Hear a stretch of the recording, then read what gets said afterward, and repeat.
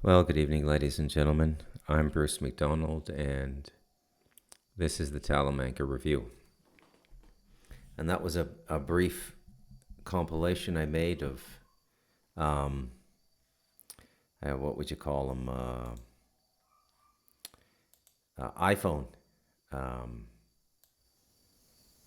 uh, videos that I took. And that pretty much encapsulates my trip to Panama. And I thought I'd share it with you.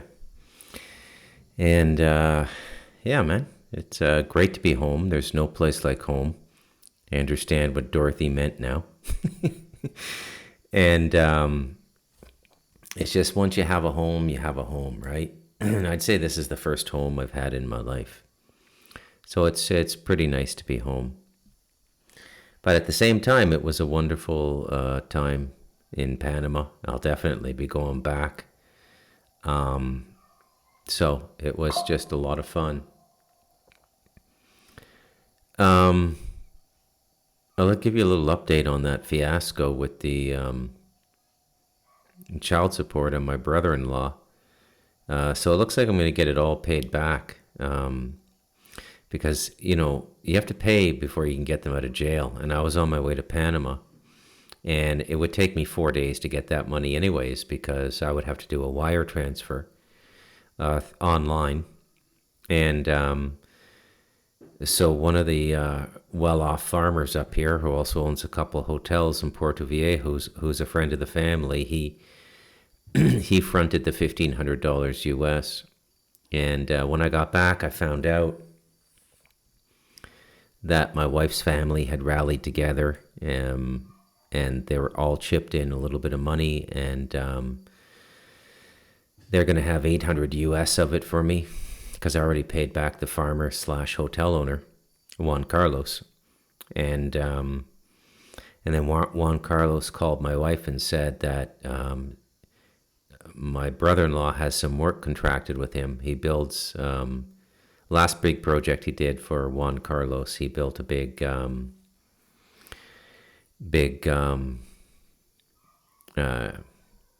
don't know what the name is, chicken house. There's like 1,000 chickens, and then they're egg-laying chickens. And then he takes the eggs to the beach town and sells them and uses them in his hotel. But he said to my wife that when the next time my brother-in-law, which is coming up very shortly, is working for him, he's going to give half the wages to my brother-in-law and the other half to me until I'm totally made square on all of this. So it's a happy ending, and but I mean, things just kind of fall apart up here when my wife goes away, man. She's like the sheriff up here. So yeah, okay.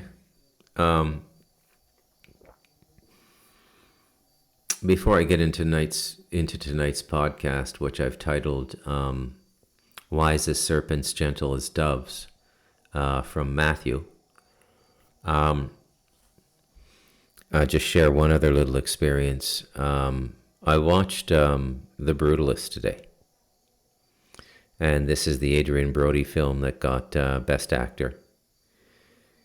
And I mean, it's just an absolute piece of shit.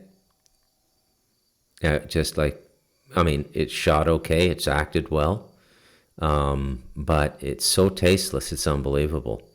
Basically, so Brody got another Best Actor award, and the last time he got a Best Actor award was also for a suffering Jew role. And make no mistake about it, this is a suffering Jew movie, which is incredibly bad taste, with like 800,000 people dead or disappeared, including women and children in Palestine.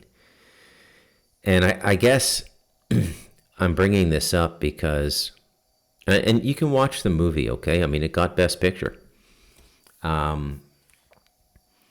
But if you feel the way I feel about what's going on in the world now, you will probably feel like I did, that it was in some measure in bad taste, and I'll explain why that is now in concert with tonight's podcast theme, wise as serpents, gentle as doves. And I had to read a little bit of biblical notation to see what people are saying that quote's about, because I don't want to get it wrong. But basically, Christ was just saying that you have to be very shrewd. But in being shrewd, to cope in this world, you can't forsake your connection with God, which is love and gentleness. Now, one other thing. I'm all alone now. Bob's at a hotel in San Jose now, and he flies out tomorrow. He'll be back fairly soon, though. So, it'll be nice for him, I guess, to get back and see his people. But I get the feeling that there's a very bizarre and negative current going through America now. And sensitive people are extremely sensitive to it. And Bob is nothing if not an extremely sensitive person. So, and my son is very similar in terms of his sensitivity. And he finds Canada a little taxing now. However, he has the good grace of working all day. So he's not just sitting around in front of a computer screen all day, poisoning himself with social media. He's out doing physical work. So it gives him a grounding, and that's good. And I'm really glad that he went into the trades and didn't go and get some stupid and nearly useless degree, because the only degrees that have any utility now are various forms of engineering and hard sciences, God help anybody who sends their kids to go and get a liberal arts degree now in a North American university, as we call them in Canada and the Commonwealth, and college, as they call them in the United States.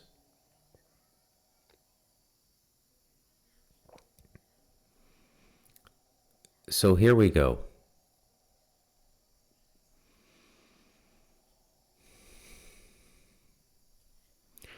So you can see now that the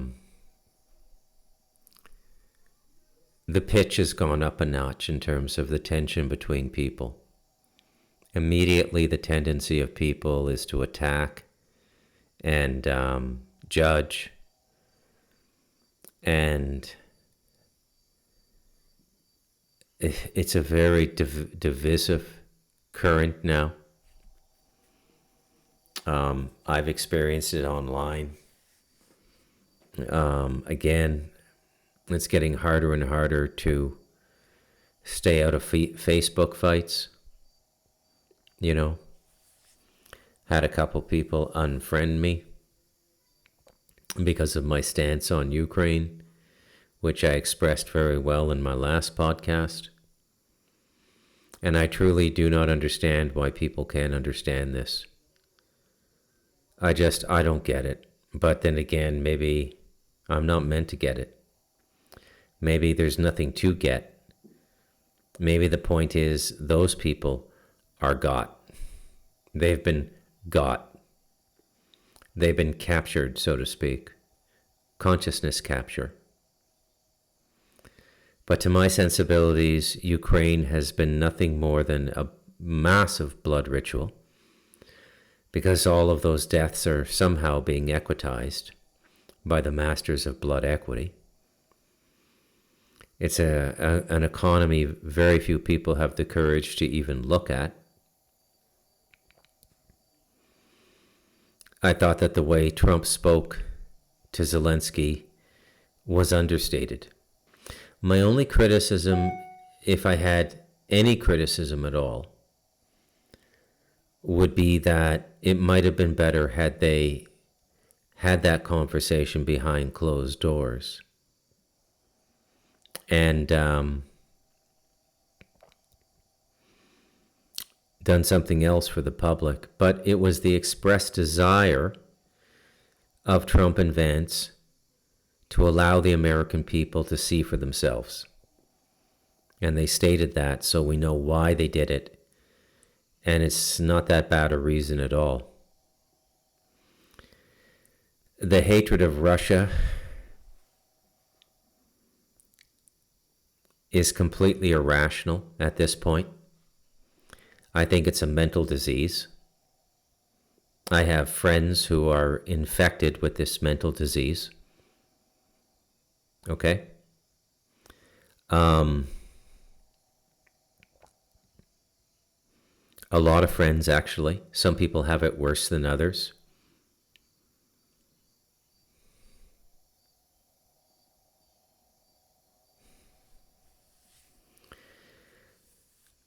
What's going on now cannot be understood without the grace of God. I'm convinced that you just are not going to understand what's going on now unless you get it in prayer or meditation. And it has to be a divine connection. It can't be spirit guides or some psychic ability or talking to Palladians or Nordics or anything like that, because they all lie. All the extraterrestrials lie. They lie. They're like politicians who make promises during a campaign and never follow through. And it's all of them. Okay? The exception maybe being the higher level ones who've just come into play in the last little while. Like the Andromedans. But the Palladians have done as much harm as good to this planet and the consciousness of humanity. The Nordics aren't much better. The reptilians are what they are. The Greys are what they are. The Mantids are what they are. But we need to figure this out because we have the unique ability to have a relationship with the divine. And it's the same creator for everything, by the way. And I'm talking about spiritual creation. That's a big distinction. I'm not talking about the creation of this genetic spacesuit we incarnate into by coming out of a womb. That's not what I mean. I mean the creation of us, the creator of us, the souls, which are eternal spiritual beings. It's the same creator for everybody. Human beings, the Palladians, the Andromedans, the Nordics, reptilians, Greys. You may ask yourself,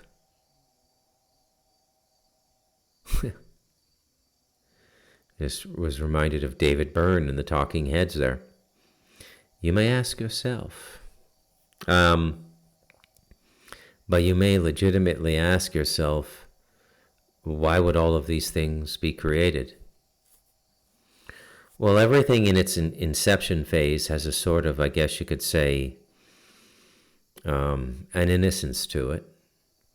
A lot of the creations that are in play now are subordinate to a natural design, meaning they are the product of genetic tinkering, including us, which I have come to firmly believe is against spiritual law. So, that is to say, the human race has had tremendous wrongs done to it. Okay?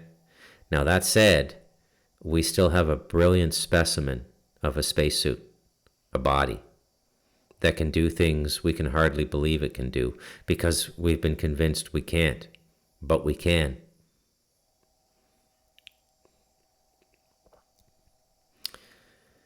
But if you are looking with a clear perception, which I believe is attained and maintained by daily spiritual practice, And there's a big difference between daily spiritual practice and spiritual tourism, which is experience shopping. Okay? Whether it be going to a yoga retreat in Costa Rica. Oh, I had a wonderful spiritual experience in Costa Rica at my 2-week yoga retreat. And then that person will go back to their home and their job and then do nothing. Nothing. No spiritual work.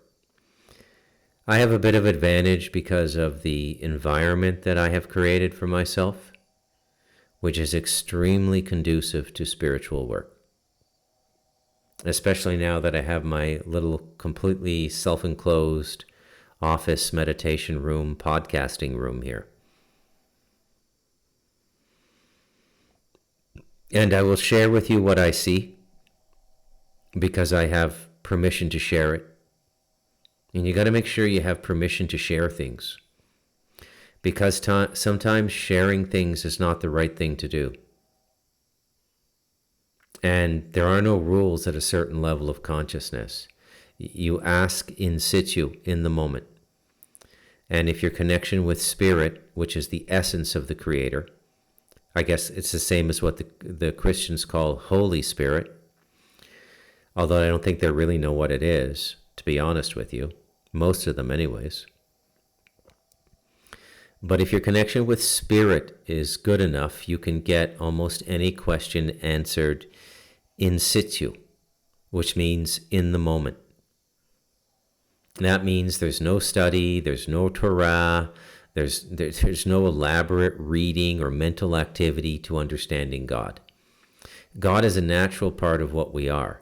And even when I use the word God, I am not asking you to anthropomorphize some celestial being. God is not a being. Okay? In fact, when I use the word God, it might be synonymous with more with the Eastern sense of the word, in which the human consciousness begins to interact with the one thing that is everything. And that's God. God is a living, breathing membrane that is invisible and has no attributes, physical or psychic. That's why it's so hard, and science will never understand God. And that's why science is a bad leader for the human race. Okay? Because it makes us stupider in a lot of ways. So what I have been shown and what I am seeing is a complete inversion of everything. Now, this is the restoration, because we were already living the inversion. And in living the inversion, we had normalized it. And now the inversion is being judo flipped back into its correct non-inverted form. Reality is being judo flipped 180 degrees. And if you don't understand what's going on, it's terrifying. And I'm as guilty as anybody for getting onto social media and calling people morons. I should stop doing that, but I just can't help myself. It's so much fun, you know?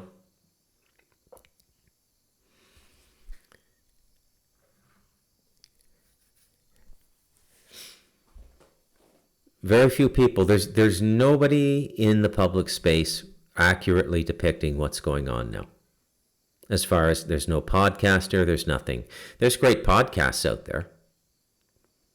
You know, if you want to catch up with NSA, CIA, and NASA whistleblowers about the secret space program, and you can get stories or chapters in the book of reality, but nobody can tell you what the book is. Okay? And I'm going to try to tell you what it is right now. It's a massive rebalancing of reality, in which everything going on around us is the literal and diametric opposite of what the public voice, the public mind, the social consciousness thinks it is. Okay? So let's begin with The Brutalist, with Adrian Brody. Whoever thought it was a good time to make a movie about the oppression of the Jews in 2024, and whoever thought it was a good idea to give it the Academy Award for Best Picture, is still living in the inverted world. It's in such bad taste, it's unbelievable. And for those with the eyes to see, it becomes a moment in which reality takes tongue and speaks to you. And it just says, do you see how absurd this is? Do you see? It's almost like God is speaking to you. You know, you hear stories about one of the people to capture this best was the Jewish Czech writer Franz Kafka. He wrote The Cockroach. He's probably most famous for a book called The Trial, which perfectly captures the insanity of living in a communist state. It's about this guy, if you haven't read it, this guy named Joseph K., who gets brought in by the authorities in his society, and it's clearly a dictatorial collective society, ergo a communist society. They don't tell him what he's charged with. He's expected to go through a trial and defend himself, and he doesn't even know what the charges are. It's the ultimate form of gaslighting. And that's what's going on now. But so many people are still asleep that they don't even realize it's gaslighting.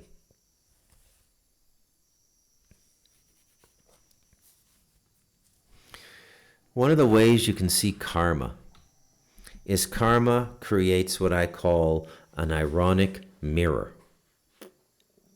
Okay? So the ironic mirror is where you see a circumstance reflected. And I call it ironic because irony in language is when the thing stated literally or the thing stated figuratively is in its literal form the diametric opposite of what the intended intent was. That's why it causes humor. It kind of short-circuits our brain. The Seinfeld show and Larry David absolutely mastered it. The capturing of irony. Brilliantly. So we're told falsely that Vladimir Putin is a dictator. That Vladimir Putin wants to reshape the world around him. That Vladimir Putin wants to go back to the old empire, I guess you'll call it. I don't want to say the old Union of Soviet Socialist Republics, because I don't think Vladimir Putin has any intention of going back to communism. I think Vladimir Putin hates communism because he lived through it and he knows what it is. And anybody who lived through it and escaped it, you will never find somebody who lived in communism saying communism is a good idea. A number of podcasts ago, I played a short clip from a Chinese woman at a political gathering, and I can't remember if it was municipal, state, or what, but she was explaining to the person what it was like to live in communist China and escape it. And she was a relatively advanced woman. I wouldn't say elderly, but I would say advanced. And it's not, communist countries are nonstop gaslighting. They're always gaslighting you. Okay? You're crazy. We're going to put you in a psychiatric gulag because you're crazy. And there's nothing wrong with you other than you disagree with the party. That's gaslighting. That's torture. So the inversion we're living now is the West has become the old Soviet Union in the 70s and 80s at its worst. That's what the West is now. It's all gaslighting. It's all lying. It's all state-owned media, whether it be USAID giving copious amounts of money to favored and formerly reputable news outlets to gaslight the public into believing something that is patently false. The Canadian version of it was Justin Trudeau giving 600 million Canadian dollars as a slush fund for selected media outlets, both broadcast and print newspapers, obviously select being favorable to the Liberal Party. I don't think any right-wing bloggers got any of that $600 million. They're gaslighting us all the time now. They're doing horrible things. People are disappearing, just like the old Soviet Union, except they don't disappear with police showing up at their door and knocking. They disappear with heart arrhythmia, myocarditis, and then they go to the hospital and the hospital kills them. Or when they went in for what might have been COVID and they were put on Remdesivir and ventilators and 99% of them died. That's gaslighting. You see the ironic mirror? A hospital is supposed to save your life, and when you look at it through the ironic mirror, the hospital was killing the people. Okay? By the way, I still get text messages from my Filipina friend, the nurse in Toronto. Literally the most Catholic woman I've ever met in my life. She used to levitate off her bed. She told me this in like 2007. I didn't believe her at first, but I later found out she was telling the truth. I always meet the richest and most interesting spiritual and religious people. It's like I'm sending out some signal that those people come into my space, sit down with me, have a coffee with me, and talk to me. She sent me a horrible email or a horrible the messages are always on Facebook Messenger. And she sent me a message saying that 2 more Filipina ladies from her church, and she goes to Mass like 4 or 5 times a week, okay? 2 more Filipina ladies from her church group have passed as a result of the medical regimen. I'm going to be sparse in my language because I want to respect the guidelines of a public platform that does present itself to me for free. And I'm grateful for that. So I'm going to do my best not to violate their guidelines while simultaneously making myself perfectly understood to you. That's an ironic mirror. That's what I mean about the inversion. It's everywhere. Everywhere. Okay? We're dismantling the United States bureaucratic state, which does nothing other than give away our money. And it's as bad or worse in Canada. Canada has given more money to Ukraine per capita than the United States. Per capita. You know what that means, right? I don't have to explain everything, okay? So Canada has given more money to Ukraine than the United States or any other country. Okay? You may see in the very near future, it could be weeks out, that Justin Trudeau commits Canadian troops to the ground war with Russia. And I'm telling you right now, there is no principle at stake here. There is no need for this level of bloodshed. There is no need for 1 million Ukrainians to have died and who knows how many Russians. The whole thing is completely senseless because NATO and the Western Alliance will not leave Russia alone because the Jewish influence in the various state departments, but principally in the United States, hates Russia. And they hate Russia because, and I have to be fair to them, Russia was a profoundly anti-Semitic culture. Okay? And there was a brief time when it wasn't, and that was the Russian Revolution, which was Jewish. And then after a decade or a little bit more than a decade, I don't know exactly the timeline. This is a spiritual and philosophical podcast. This is a storytelling podcast. I only have to be right conceptually. Okay? I don't have to be right literally on every detail. But a decade or a decade and a half after the communist revolution, the Gentiles took back the communist structure from the Jews, and the Jews went into another phase of anti-Semitism, because Russians don't like Jews, or they didn't in the past.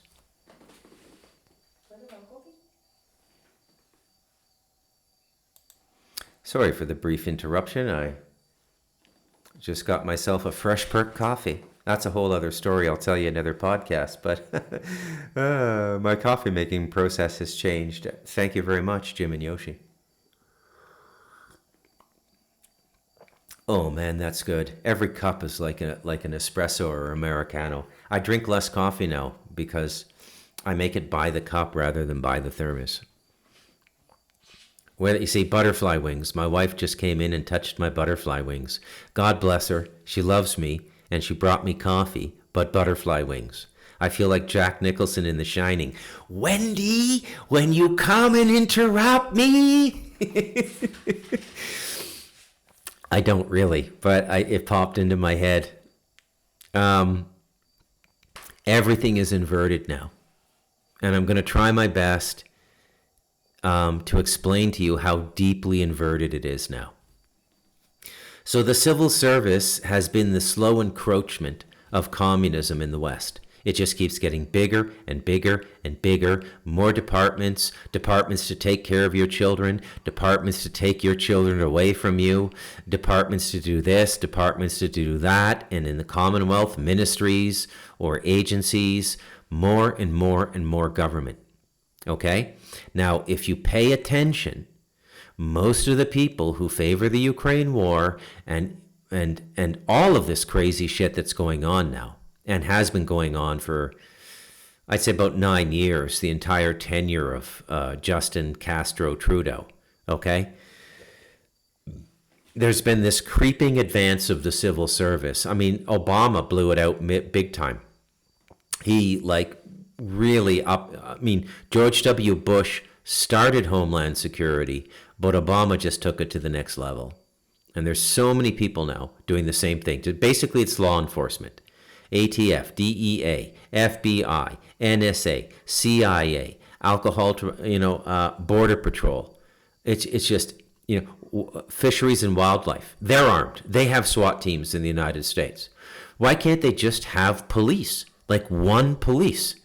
Okay? Because it's communism. That's why. Okay? And they've been slow creeping this up on us. And there are so many of these useless fucking twats in the public service now that it's a form of vote buying. Okay? I honestly believe, and look, you're free to disagree with anything I say. I still love you. We're still friends. You can still enjoy the Talamanca Review. Okay? And I'll always explain myself and tell you why I think what I think. But I think the situation is so egregious now that civil servants should not be allowed to vote. So if you're a municipal councillor or a mayor, or you work in a various department in a municipality, you should not be able to vote for city councillors or the mayor. I think if you work in state government, you should not be allowed to vote for state senators. Okay? I don't think you should be able to vote for state judges. I think because it's a conflict of interest, because you're paid by those people, and politics has wedged itself in such a way that the liberals pad out the civil service to buy the votes. That's what they do. Okay? Remember that idiot bimbo fucking bartender who answered an audition by a George Soros-sponsored think tank to see if they could Svengali somebody into the U.S. Congress, and that person ended up being Alexandria Ocasio-Cortez? Okay? Remember that bartender who could hardly pay her rent? Yeah, she's worth about $27 million now. That's the magic of going to Washington. Okay? It's vote buying. The system is so corrupt now, I think the only way it can be saved is for the whole thing to collapse and rebuild it from the ground up. It's so far gone. And it's worse in Canada. Everything is worse in Canada. I'm going to go on record right now and say clearly and unequivocally, as a Canadian citizen, if I was given a vote, I would vote in the blink of an eye, the blink of a fucking eye, to join the United States. It would be a much better life for my son and my grandchildren. Canada is a disaster.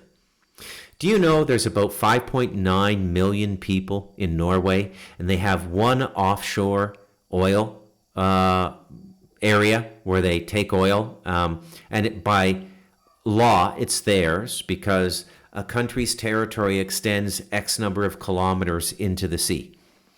So they were lucky enough to find oil. Do you know Norwegians pay for nothing? They have a sovereign wealth fund that is in excess of $2 trillion, and there's only 5.9 million of them. And that's all based on sharing their natural resources. You know who else did that? Muammar Gaddafi. Canada is one of the richest nations in the world in terms of raw resources. There's us, there's Russia, and there's Ukraine. Okay? Huge countries with vast tracts of fertile land for farming wheat and things like this. Endless supplies of precious minerals. We have gas and oil, natural gas and oil in Canada. We have the highest taxes in the world. Where's our sovereign wealth fund? The whole fucking thing is a Ponzi scheme, folks. And I could not be happier that Trump is taking a wrecking ball to it. Could not be happier. Okay? But I digress. I'm talking about the inversion. Would you believe me if I told you that Vladimir Putin might be the man who saves Russia from slipping into communism? Now, think about that. If you're my age, I'm 58, 59 in July, born in 1966, the Cold War ended in about 1991. The Berlin Wall came down, Germany unified. So I had about, 25 years I lived under the Cold War. My formative years were lived through the Cold War. I came to political consciousness. I remember Jimmy Carter. I remember him getting elected. I remember my old man hated his guts. I didn't hate him, thought he was a nice guy, but just like most people who look at it with hindsight just think he was just way too naive to be running a country as powerful as the United States. And I'm inclined to agree. But probably the best human being ever to go into the White House. Jimmy Carter was a sweet, sweet man, lived modestly his whole life, worked his whole life into his 90s, helped build a Habitat for Humanity, building homes for the homeless. He would get out there with the tool belt and the hammer and work all day with these people in his 60s, 70s, and 80s. A remarkable human being. But the first president I really remember, because he started in 1980, I would have been 14, and then he went right to 1988, 8 years, so I would have been 22, was Reagan. And he was the definitive Cold War president. Many people attribute what he did for ending the Cold War. And what he did was tell Russia, we're going to take this into space. Okay? So in my lifetime, I've seen the evil communist Russia. I've seen it fall, and we're now about 33 years after the fall. And now that same nation has to fight stupid Westerners who want to go to communism. And he knows it's a shitty system because he lived through it. Do you see how inverted everything is? People, and again, I keep saying the same things, but I think they're worth repeating. There is a massive, massive difference between intelligence, which I would characterize as memory, conceptualization, and the expression of your memory and conceptualization. That's what intelligence is. Okay? So you can have absolutely brilliant people working at NASA, working at Bechtel, Raytheon, 160, 180 IQs. And if you don't have perception, perception is the data you have to work with to form opinions. If you're only mental, all the spiritual stuff is not going to come into your decision-making process. That is an affectation of a clean perception. And perception is clean through prayer, fasting, meditation, the spiritual arts. And grace. Being given grace by the Creator. Being given insights. Okay? When I was told to come here in 2012, when Spirit said you need to get out of Canada, I didn't know what I was doing. I'm not given details. It's not like I'm Courtney Brown remote viewing my future. Generally it's just a spiritual message. And for me it was rural location, safe people to live with, your own water supply, and the capability of producing all your food if you have to. And that's exactly what I found. And here we are in 2025, and it's starting to look like I'm a genius. But I'll be the first to admit to you, I'm not a genius. This is just me having faith in my perception. And perception is something completely different than intelligence. So the irony of ironies, there's your ironic mirror right there. Vladimir Putin is literally trying to save the West from itself. And every day, or at least once a week, I get emails from people who listen to the Talamanca Review talking shit about Russia, this and that. And again, they're not perfect. They have problems. There's not a lot of wealth distribution. They're run by oligarchs. Putin is the head gangster oligarch. They don't have indoor plumbing in the rural areas. Okay? But they have freedom and they're allowed to live, and they live. They probably have cell phones. They have internet. They have all the amenities of the modern world. And it is true that Russia puts about 40% of its gross domestic product into defense spending. But a lot of the weapons they sell. It's one of the ways they make money. So I'm not sitting here boosting Russia or Vladimir Putin. I don't think I'd like to live there or under that kind of authority. But I must say, in the geopolitical chess game now, they're white and the West is black. Okay? It's that simple. And if you don't see it, you're not seeing right. Stop listening to your fucking Palladians and Nordics. They're fucking lying to you. Okay? They're fucking lying to you. Yes, you can't trust these ETs.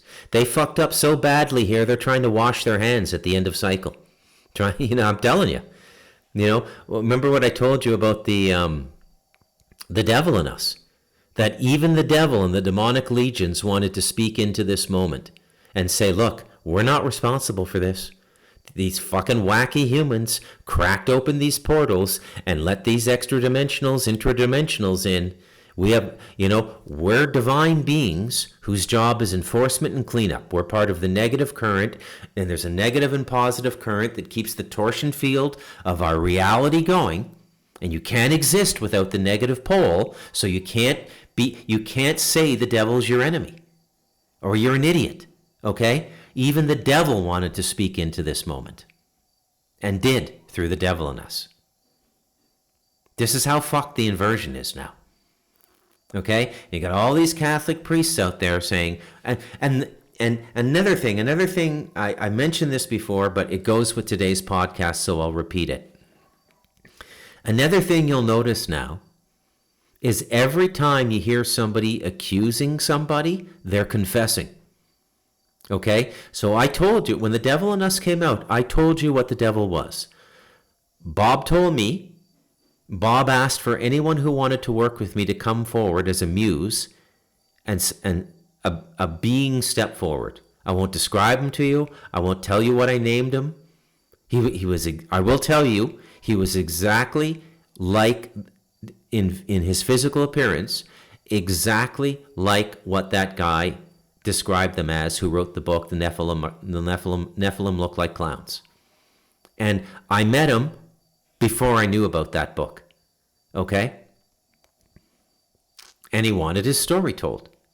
Because they don't want to be left holding the shit sandwich that is this present reality. Okay? Everything is inverted now. Putin is actually a good guy. And I would be, and I'll tell you what Trump's going to do. I'll spoiler alert. I'm telling you now, and he's given no indication. He's dropped a few hints, but he's given no indication that this is what his plan is. Mark my words. I'll bet anyone $100 that this is what he's going to do. Trump is going to form a land-based continental economy that focuses on America. He's going to fuck Europe. He's going to fuck Asia. He's going to fuck the Middle East. He's going to fuck everybody. He's going to say, we don't need you. We never fucking did. Fuck off and settle your own problems. We're going to go into a continental isolation.